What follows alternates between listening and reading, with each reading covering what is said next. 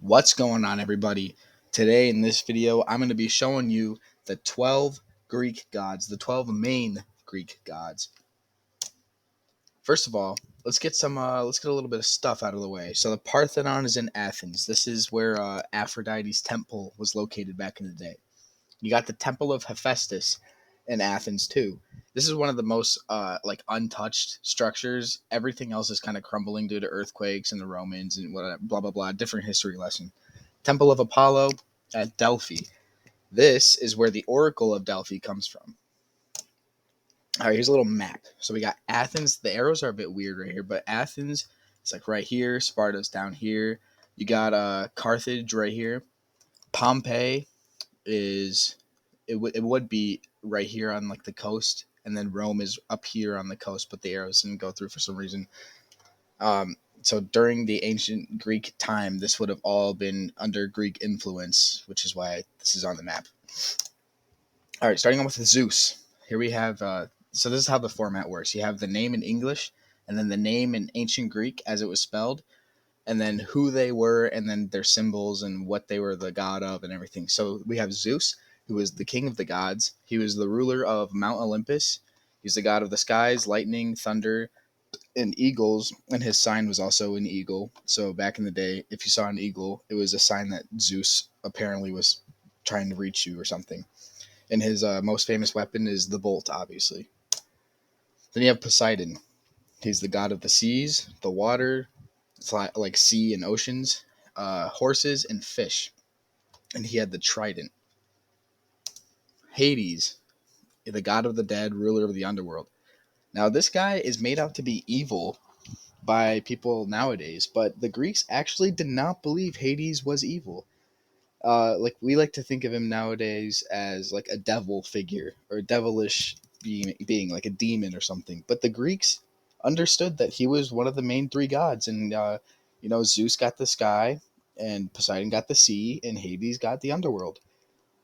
So we have this like strange misinterpretation where people think Hades is evil, but he's actually pretty neutral, just like the other gods.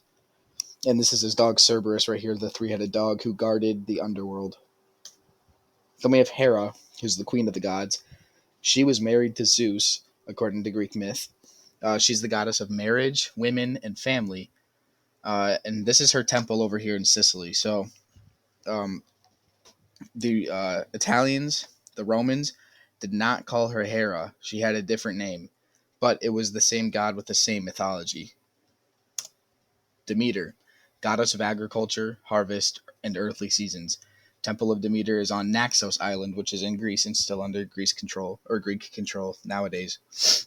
Um, Demeter had a daughter named Persephone, and she was married to Hades, or I guess forced to be with Hades or something for some of the seasons. So when you have winter, that's when Demeter's daughter Persephone is in the underworld, and when you have spring and summer, that's when she's in the overworld.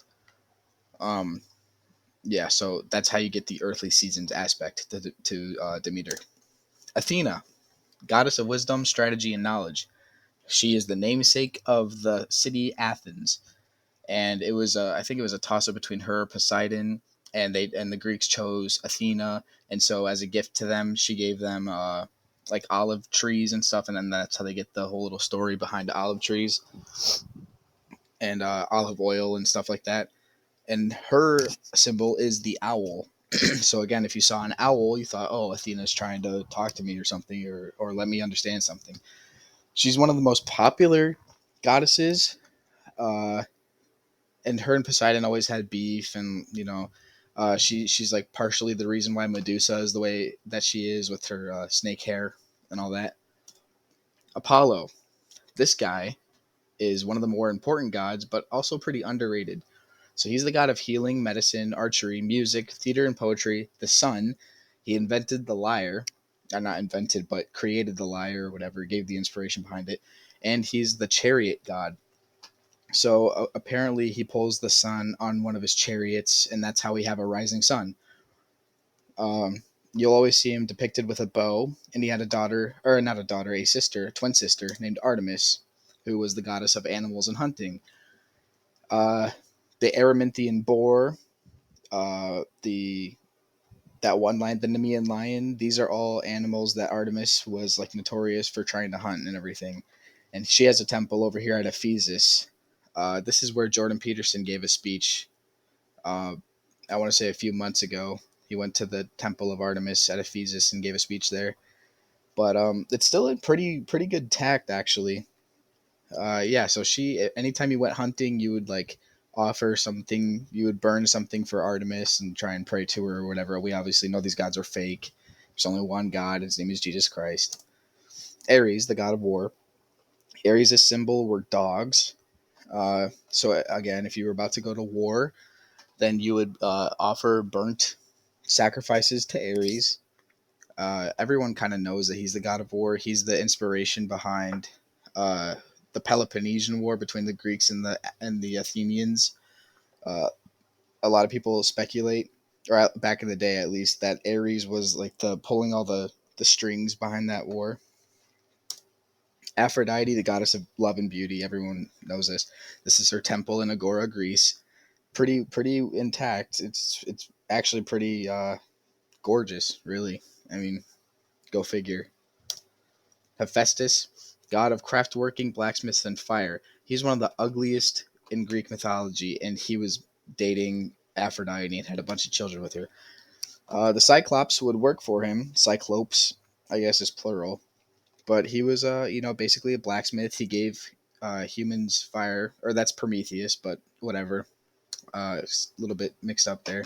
His symbol was a donkey, just because they're very hardworking. He would make the gods all their armor and everything. Hermes, the god of trade, athletes, sports, mischief. What else? Messenger. He's the messenger god. So if you ever needed a message sent, you would pray to Hermes. He has this famous catechus, which is used in all health buildings. They have a catechus, which for some reason it's a representation of health, but it's actually Hermes' symbol. He had these infamous winged shoes that he snuck into the underworld with. Just a whole bunch of mythology. Some of the minor gods here. You got Hestia, Heracles or Hercules if you're Roman, and Dionysus. He should be with the 12 main gods, but he's technically not one of the 12 major gods. He's the god of wine and grapes and like fruit, I guess, and things that can make alcohol. Pretty much, he's like an alcoholic. And then here's a little bit of a family tree. Damn, I just stuttered so hard. So yeah, I mean Zeus gave birth to Athena through his forehead. That's some Greek mythology right there for you. And then here's a little nice quote from Pericles, who was I think he was either a Spartan or an Athenian leader.